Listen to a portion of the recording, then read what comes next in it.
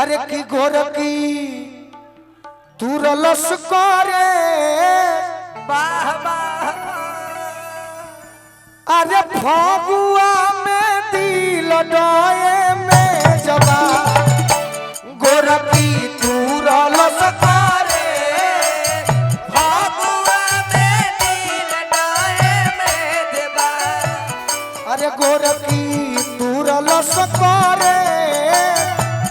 फगुआ में दिल डोए में जबा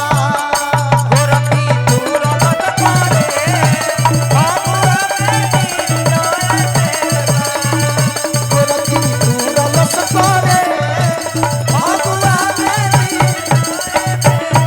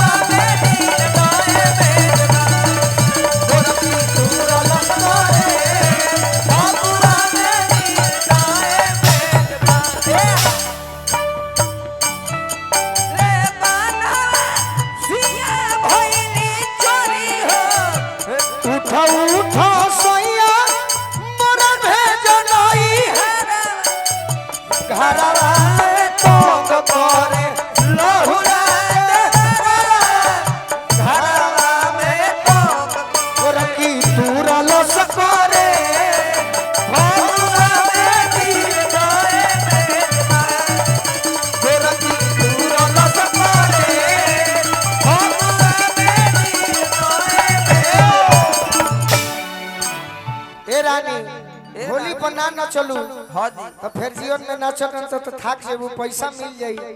बाकी गीत संगीत में मजा ना मिली पुरस्कार आई प्रखंड का गौरव माही रेस्टोरेंट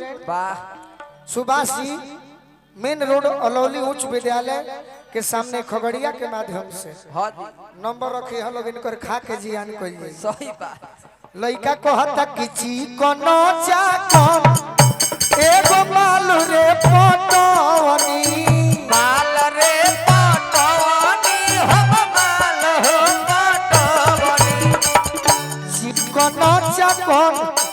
एगो माल रे पटवनी माल रे पटवनी हो माल हम पटवनी कि चिकना चाकन एगो लइकी पटवनी ऐसा नहीं तनी ताक दो ताको की जोर जैसे अरे ओ करे पसऊ से कमाई रे लुटवनी ओ करे पसऊ से कमाई हम लुटवनी सोचनी सजावे कैसे हो होली हो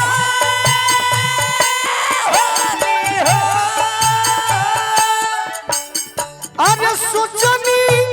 सजावे कैसे फगुआ नदी डोय में बा गोरकी दूर लसकारे फगुआ में दिल डोय में बा गोरकी दूर लसकारे फगुआ में दिल डोय में बा अरे गोरकी दूर लसकारे फगुआ में दिल डोय में बा गोरकी दूर लसकारे फगुआ में दिल डोय में बा गोरकी दूर लसकारे फगुआ में दिल डोय में बा गोरकी दूर लसकारे फगुआ में दिल डोय में बा मालावा गइल हमर बेवफानी कॉल जी बेवफानी कौनी मन करे मारी छाती में राइफल जी मन करे मारी छाती में राइफल जी मन करे मारी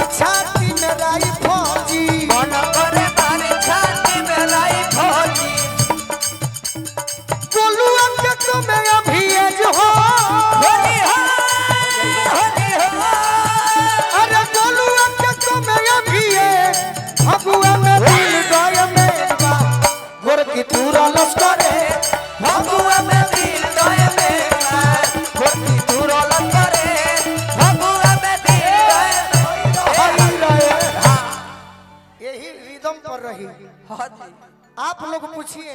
का